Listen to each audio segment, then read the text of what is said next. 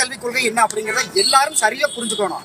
புதிய கல்விக் கொள்கையை சரியா புரிஞ்சுக்காதனாலதான் இவ்வளவு குழப்பத்தை பொதுமக்கள் மனசுல ஏற்படுத்தி நடுத்தர வர்க்க குழந்தைகளுக்கு கிடைக்க வேண்டிய உண்மையான கல்வியை கிடைக்காம பண்ணிட்டு இருக்குது நம்முடைய தமிழக அரசு. புதிய கல்விக் கொள்கை எந்த இடத்துலயுமே தாய்மொழிக்கு விரோதமா ஒரு வார்த்தை கூட சொல்றது கிடையாது. 5ஆம் வகுப்பு வரைக்கும் இப்ப இருக்கக்கூடிய கல்விக் கொள்கை படி நம்முடைய தமிழ்நாடு அரசு வச்சிருக்கக்கூடிய கல்விக் கொள்கையின் படி 5ஆம் கிளாஸ் வரைக்கும் எந்த மொழியில வேணாலும் கத்துக்கலாம். இங்கிலீஷ் மீடியத்தை படிக்கக்கூடிய பையன் இங்கிலீஷ் மீடியம் தான் படிப்பான்.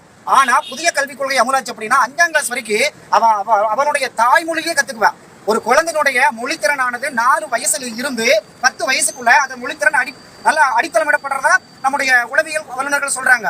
அப்ப 5ஆம் கிளாஸ் வரைக்கும் அந்த பையன் தமிழ் மொழியில கத்துக்கிறதுனால தமிழ் மீதான ஆர்வம் அந்த குழந்தைக்கு அதிகரிக்கும். 5ஆம் கிளாஸ் மேல பெற்றோர் விருப்பப்படி அவனுடைய விருப்பப்படி அவன் எந்த மொழி வேணாலும் கத்துக்கலாம். ஆனால் தாய்மொழி கட்டாயம். அது போக 3வது ஒரு மொழியை, அது ஹிந்திங்கிறதெல்லாம் கிடையாது, நமக்கு பிடித்தமான அருகாமை மொழியான மலையாளம் கத்துக்கலாம், கன்னடம் கத்துக்கலாம். ஒரு கன்னடத்தை தாய்மொழியாக கொண்ட பையன் ஒரு மலையாளத்தை பூர்வீகமாக கொண்டிருக்கக்கூடிய பையன் கோயம்புத்தூர் இருந்தான் அப்படின்னா, திருப்பூர்ல கடை வச்சிருந்தான்னா அவன் தமிழோட சேர்த்து தாய்மொழி மலையாளத்தையும் கத்துக்கலாம். இப்படித்தான் புதிய கல்விக் கொள்கை சொல்லுது. ஹிந்தி படிச்சுக்கோங்கன்னு எந்த இடத்துலயுமே சொல்றது கிடையாது.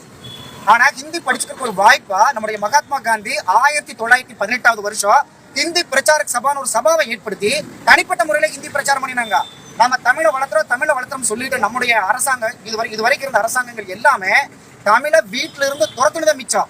தமிழை கொண்டு போய் மாநிலங்களையோ வெளி இடங்களுக்கோ கொண்டு போய் சேர்த்துறதுக்கு எந்த விதமான முயற்சிகளும் நம்முடைய தமிழக அரசோ நம்முடைய இவங்க எடுத்துட்டதே கிடையாது. நம்முடைய சமையலறையை கிச்சன் ஆக்கணும், படுக்கை அறையை பெட்ரூம் ஆக்கணும், கழிவறையை டாய்லெட் ஆக்கணும், வாசலை வெராண்டா ஆக்கணும், கதவை கேட் ஆக்கணும். காலையில் எழுந்தவன் குட் மார்னிங், காலை எழுந்தவுடன் பெட் காப்பி, கண்டவர்க்கெல்லாம் குட் மார்னிங், பல்வழக்கு டூத் பேஸ்ட், பரவச குளியல் பாத்ரூமில், காலை உணவு பிரேக்ஃபாஸ்ட், கழிப்புடன் அளிப்பது பேண்ட் ஷர்ட், மதிய உணவுக்கு லெக் பீஸ், மனசுக்கு பிடித்தது லஞ்சு, உன்ன பிடிக்கிறது ஃபாஸ்ட் ஃபுட், உறங்கும் போது குட் நைட்டு. அந்நிய மொழிக்கு இங்கிலீஷ்க்கு என்னை உணர்ந்த தமிழ் பற்றி எழுந்திர தமிழா வெளிப்பட்டு அந்நிய மொழி ஆங்கிலத்துக்கு இவ்வளவு முக்கியத்துவம் கொடுக்குறோம். தமிழை எங்கேயுமே இல்லாம துரத்துனது யார் அப்படின்னா நம்முடைய ஆட்சியாளர்கள் செய்த சீர்கேட்டினாலதான். தமிழ் சாதாரண மொழி கிடையாது.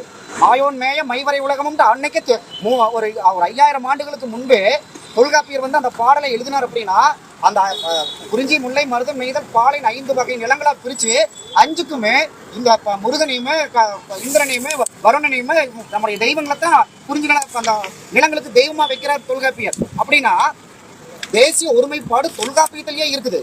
இவங்களுக்கு ஒரே நோக்கம் என்னன்னா தமிழ் மொழி வளரணுங்கிறது தமிழ் மொழி மேல இருக்கக்கூடிய அக்கறையில கிடையவே கிடையாது. இன்னொரு மொழி கத்துட்டான் அப்படின்னா அவனுக்கு தேசிய ஒருமைப்பாடு வந்துரு. அவன் இங்க இருக்கிறவ ராமேஸ்வரத்துல இருக்கிறவ காசி நோக்கி கும்பிட போயிருவான்.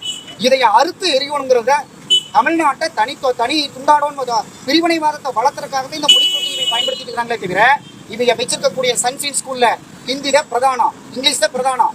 அங்க கேம்பஸ் ஸ்கூல்ல தமிழ் பேசினா 2500 ஃபைனு இன்னைக்கு அமல்படுத்திட்டு இருக்காங்க.